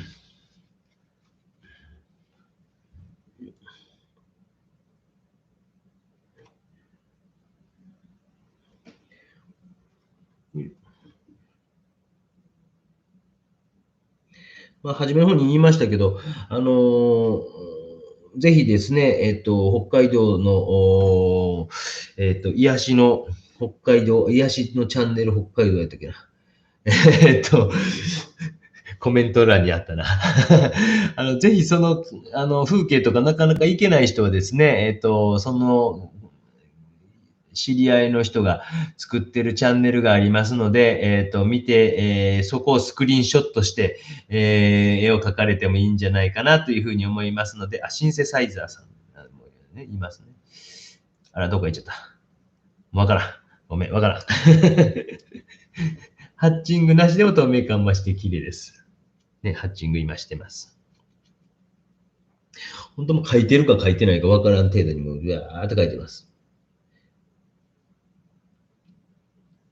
なかなかスマホだけのライブ配信やったらここまでできなかったので、できたらですね、ちょっと時間かけて、やっぱ、いつもお遊びじゃないけど、ザザザザっと書く大作りなことを中心にやってましたけど、最後のこう密度を上げていくような仕事まで皆様にお見せできんかなと思っていったところ、ウェブカメラの固定の仕方を教えてくださったしつこいようですが、広瀬、試験さんありがとうございました。助かりました。一応僕ネットでは調べてみたんですけどね、あれ、何も載ってないと思ってですね、僕が調べ方が悪かったんでしょうけど、あかん、無理やっていうことで諦めたんですけども、実際に自分で YouTube をやられている広瀬さんはすごくパソコンに強そうな方ですね。ああいう方がね、よいしょ。まあ、書いてるか本当書いてないかわからん程度ですけど、微妙なこう調子を作っていくのに今ハッチングをしております。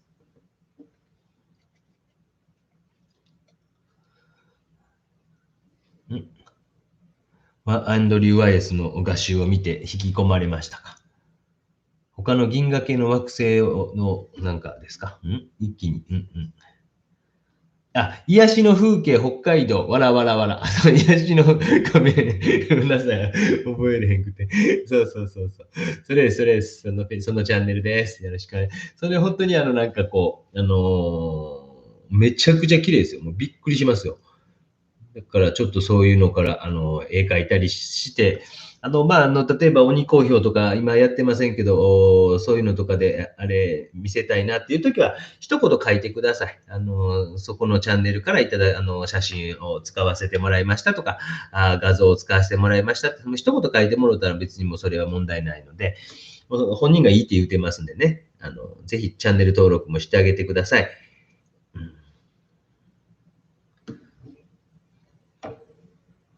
YS の今まで見たことないような絵でしたか？僕本当大学の何年生かな ?90、これか、カタログがあったような、なかったような、これか。やっぱりこう自分のこうなんか人生において、これですね、1995年ですね。で、この展覧会はもう衝撃でしたね。本当にもうめちゃくちゃ感動しました。渋谷の文化村であって、3回見に行きましたかね、確かね。めちゃくちゃ数も多くって、うわーって思いましたね。なんかこう、時代が時代でですね、もうちょっと意味わかんないと思うんですけど、絵を描いてはいけない空気感の時代だったんですね。現代美術というのがもう全盛で、今ももちろんね、現代美術全盛ですけども、絵描きになりたいと思っていた田舎から出てきた若者はですね、絵描いたらあかんねん。絵描いたらあかんのかっていうふうに思いながらですね、日々過ごしていたところ、大学でもそういう感じで言われるんですね。こんな古臭いことしてお前とかっていうふうに本当言われるんですよ。今やったらなんとか腹というやつかもしれませんけど、本当そんなん言われてたんですよね。そしたらそんな中ですね、YS とか、あとはアントニオ・ロペス・ガルシアの画集とかを見つけたりとかしたときに、もうなんかもう、我が道行ってはるから、私もその我が道本当行きたいなっていうか、もう言われても無視しとこうっていうぐらいの、気になったというか、それがもう積み重なっていったら、これだけのものになるんやなっていうのを実感しましたね。大丈夫かな？止まってないですね。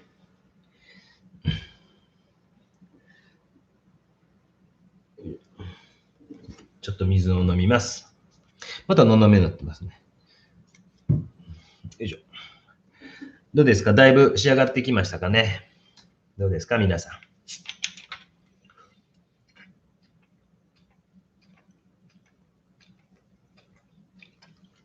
はあ、すみません。ちょっとマスキングで固定しますね。今1時間半ですね。2時間ぐらいと言ってました。もう、寝られる方寝てくださいね。もうちょっとで、終わろうかなと思ってますけども、だいたいこんな感じで。いつもはですね、密度感を上げながらですね、やってってます。ハッチングなしで、偉そうですが、生き方も素敵。そうですよね。生き方も素敵ですよね。本当にそう思いますよ。YS とかね。すごいなと思いますよ。なんかそういう人になりたいなと思いますよね。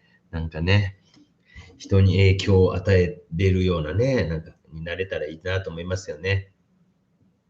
お酒の飲み方はいろんな人にね、教わって教えてきたつもりなんですけどね。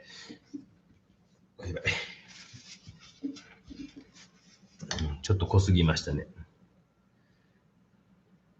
よいしょ。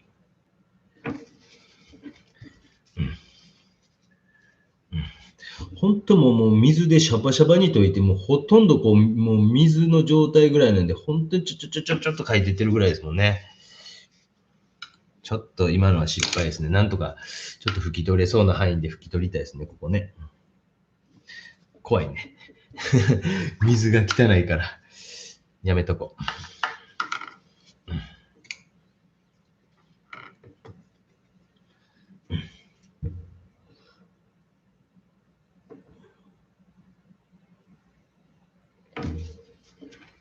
よいしょ。うわあ、コウジさんもありがとうございます。もう、すみません。もう、ありがとうございます。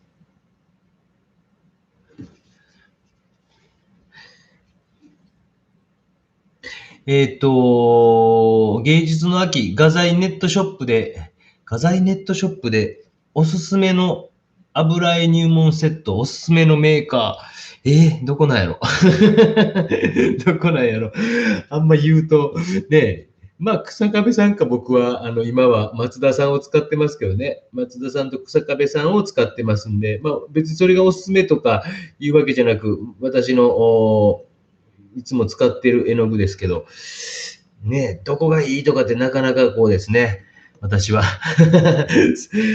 まあ私はそれを使ってますので、まあ参考にされた方は参考にされてみてください。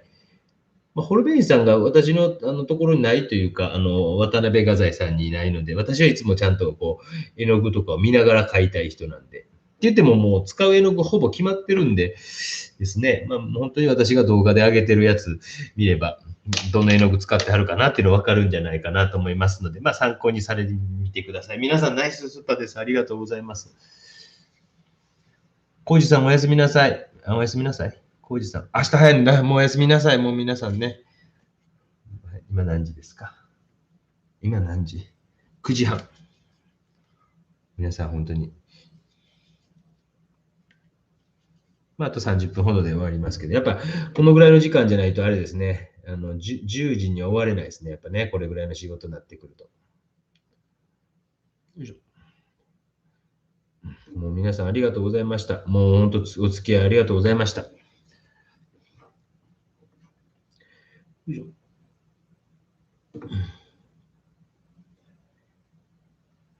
なかなかこの辺はですね、作画動画だと相当カットされてしまってるんでね、もちろんこんな細かい仕事は見せてもあんまこう見えへんから、もうカットしようかな思ってるんですけど、実はここのところものすごいやってるんやでっていうのをお見せしたかったのと、まあ、この、ね、パソコンでですね、できたら皆さんとゆっくりですね、で、私もゆっくり書けるし、安心感がありますし、で今日ちょっと一瞬音声のですね、あれはもう私のミスです。うっかりこう、文字を入れたときに多分クリックをなんかしてしまったところが、音のミュートのボタンを押してしまったということだけなので、多分今後はあまりないミスだと思います。あったらごめんなさいね。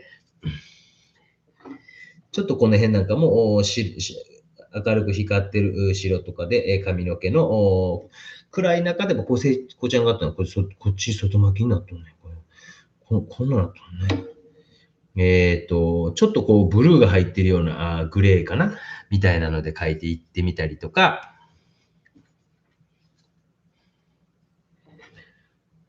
キラ、キラ、キラ、キラ。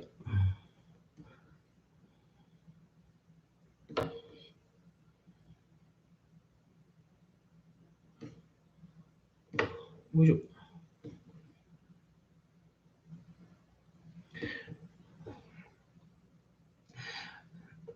うん。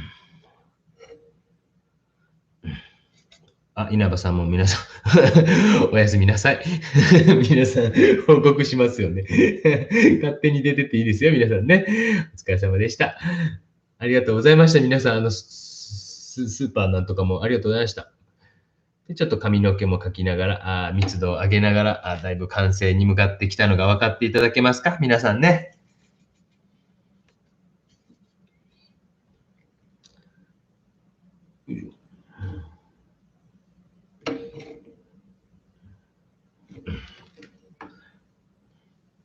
よし。うん。過去最長かもしれないですね。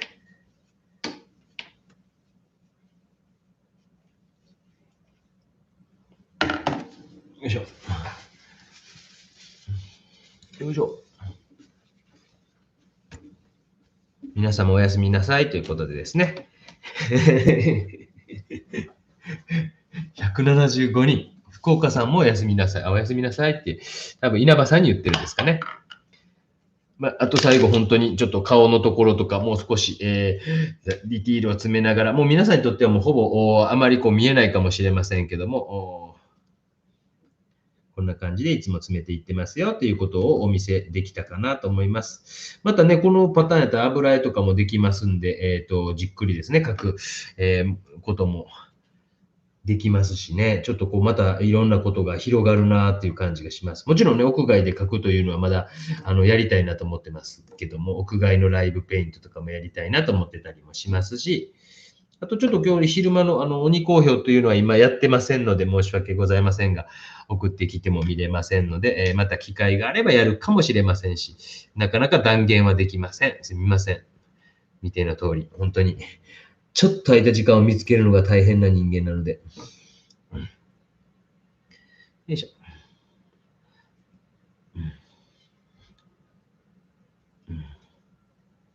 まあ、ちょっと親父の本当話をすると、もう僕の本当にこう、今日命日なんでですね、父親も若くして亡くなってしまったんで、62かな ?2 とか3の年かな生きてれば今71とか2かなだから肺がんだったんですけどもね。もう、私のもだから本当にこう、デビューして、いろんな雑誌とかなんとかの切り抜きとかも全部親父がやってくれてたりとか、大昔にホームページを作ってくれたの一番初め親父なんですよね。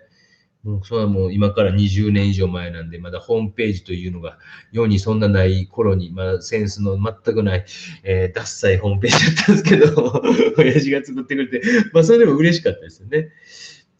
まあ、ある時、同級生たちで展覧会を開いた時にも打ち上げになぜか親父が来て、恵子さんもありがとうございます。すみません。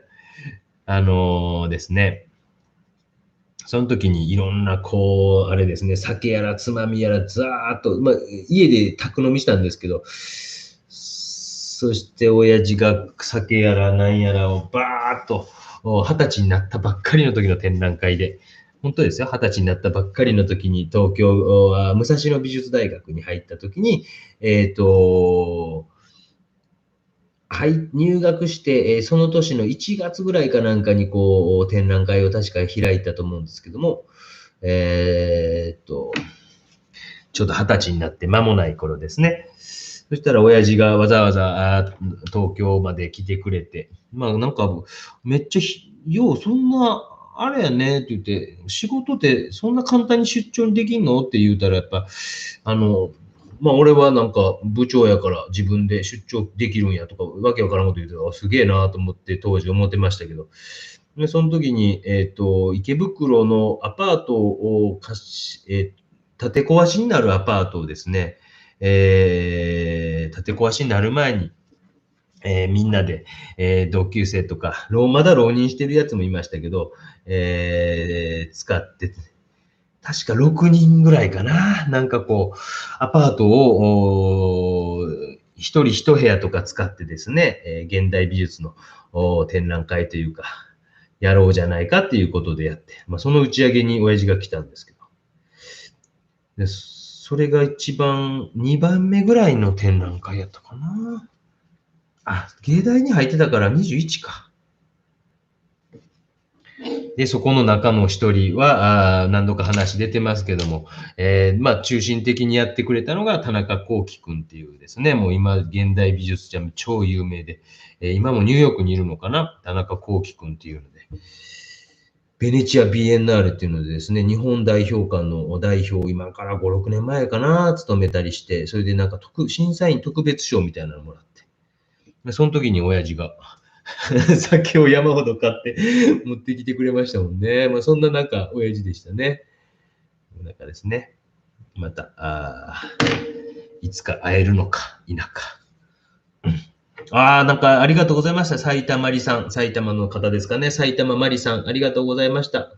埼玉まりさん。何かお花が咲いたという意味ですか？それとも埼玉のことですか？飛んで埼玉の公開っていうかあれですね、ガクトさんがなんかね、あれで撮影が伸びてるとかなんかいう噂をどっかで聞いたような、聞いてないような。飛んで埼玉見てないんですけどね。親父も喜んでくれてますかね。YouTube を多分一番まず見た人でしょうね。あの人はね。もし僕が、親父が今生きてたらですね、間違いなく見てますね。あの人はね。そんな人ですね。親父の話、この動画上げてますので、よかったら見てください。別に暗い話全然してなくて、親父の面白い話してますので、今からちょうど1年前の、動画、親父を描いたという動画があって、うちの親父は、めちゃくちゃ同級生とかにも人気者で、なんていうかな、三者面談に、マルチーズを抱いてきた話とかですね、そういう話をしてますので、ちょっとここではもうやめときますね。面白い話いっぱい持ってはる人で、そういうことを動画の中でですね、話してますので、よかったら見てあげると親父も喜ぶかなと思いますので、ぜひぜひよろしくお願いいたします。よいしょ。どうですか？なんかいい感じになってきましたね。どうですかね。終わってもええかなっていう感じなんですけども。2時間やろう思ったけど、なんかええ塩梅になってきたなと。ちょっと詰めましょうね。ちょうどもう今日は2時間やるって決めてた。もう10時にぴったり終わりますんでね。今、ブルーに引かれている状態でしたから、心に沿った色で描かれた絵、大変嬉しかった。ありがとうございました。お父さんのお話、じみじみ聞かせてもらいましたということです。ね。ありがとうございます。埼玉りさんもナイススパありがとうございます。じゃあ、あと18分ぐらいかな。18分ぐらいはちょっと頑張りましょうか。ね、もう本当にここなんかもう多分見えてないでしょ、動画でね。どんな感じなんですかね。ちまちまちまちまって書いてるんですよ。ちまちまちま。でも、あんまりこう、鈍くなりすぎんのもあれやなって感じやけども、本当にもうちょっと微妙な調子つけたいなって感じやけど。やっぱりこういうところ僕でももう相当慎重になりますからね、皆様も慎重にやられてみてくださいね。もう書いてるか書いてないかわからん程度の、本当にこう、ちょっとずつちょっとずつ積み重ねていってます。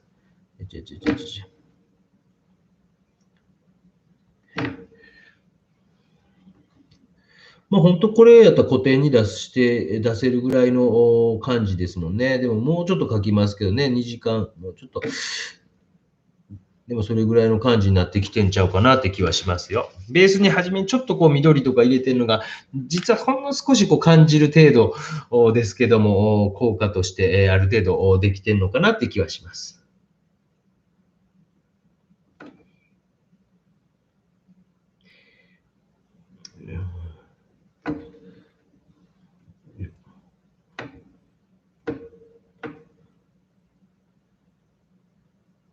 終わったら僕は酒飲もうと思ってますよ。今日は臭い焼酎じゃなくてですね、実は、ちょっとだけもう酒は飲んであるんですけどね。ほんの少しですけどね、今日はね。ほんの少しちゃうやんけって誰か突っ込みそうですけどね。今日は美味しい、洋食だったので、スパークリングワインを3杯ほど飲んで、スタートしてます。白状します。ようかけんなって感じですかね。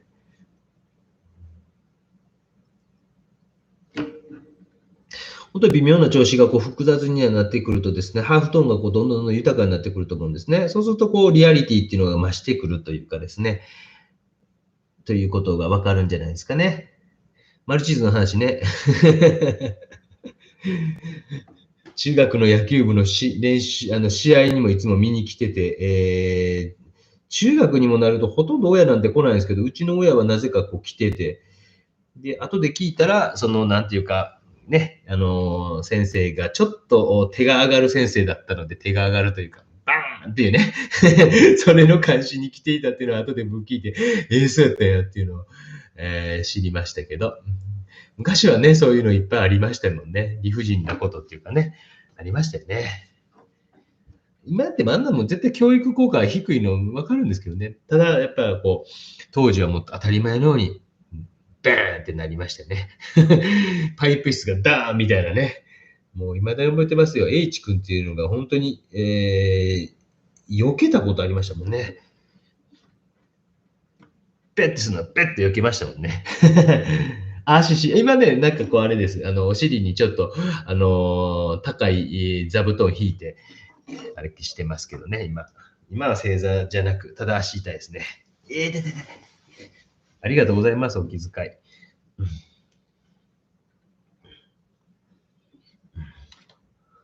もう165万も多かったですね。もう急遽すみません。ありがとうございました。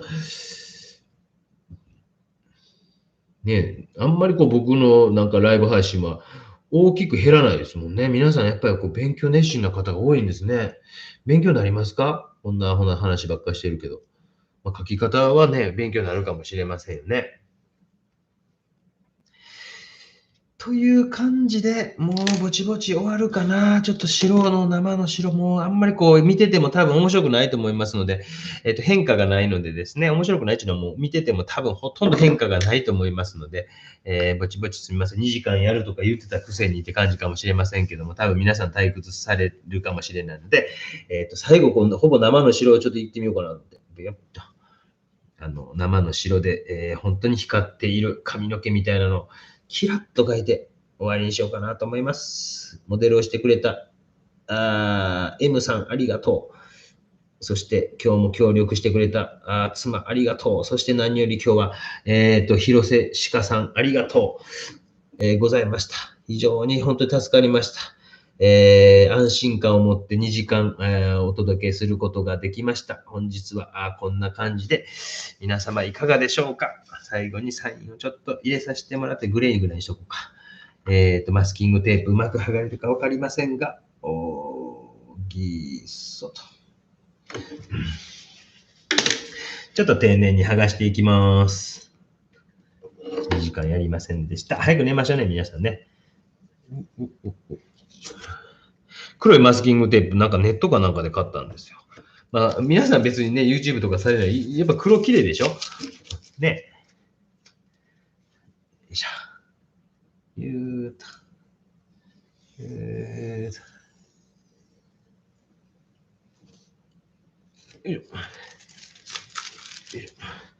ちょっとね、近くに寄せたらいいですけど、すみません。今日はちょっと寄せることできませんので、すぐにこれコミュニティ欄の方に、完成作品を上げておきますので、完成ぜひ見てみてください。わちょ。なんかリクエストとかあったらですね、またこういうのやってくださいというのとかありましたら、ぜひぜひお待ちしております。というわけで、本日、第50回記念、森高千里さん。森高千里さん似てるかもしれん。言っておきますわ。喜ぶわ。喜びますわ。写真も今撮っときましょうね。すぐにあげましょうね。よいしょ。ありがとうございました。皆さんの方でなんか、最後質問があれば、もう速攻あげますんでね。コミュニティ欄の方に速攻あげますので、ちょっとなんか写真がやっぱ明るいな。あればよろしくお願いいたします。ということで、チャンネルで、コミュニティ欄に、完成ありがございました。2個。ということで、こちらですね。同時にやるというどこということで、本日ありがとうございました。非常に質問ありますかね。大丈夫ですかね。ありがとうございました。楽しかったです。皆さん、本当に2時間ありがとうございました。明日、皆さんお仕事でしょうし、私もお仕事ですので、癒しの風景、北海道さんありがとうございました。前田さん、チャーミングのお嬢さん、素敵です。ありがとうございました。さとこさんもありがとうございました。さっき、大高さん、お疲れ様でした。けいこさんもありがとうございました。ななき F さんありがとうございます。川上さんありがとうございます。あきやさん、ジャロルさん、福岡さんありがとうございます。ワイケさんありがとうございました。ということで、ライブを終了しようと思います。お疲れ様でした。おやすみなさい。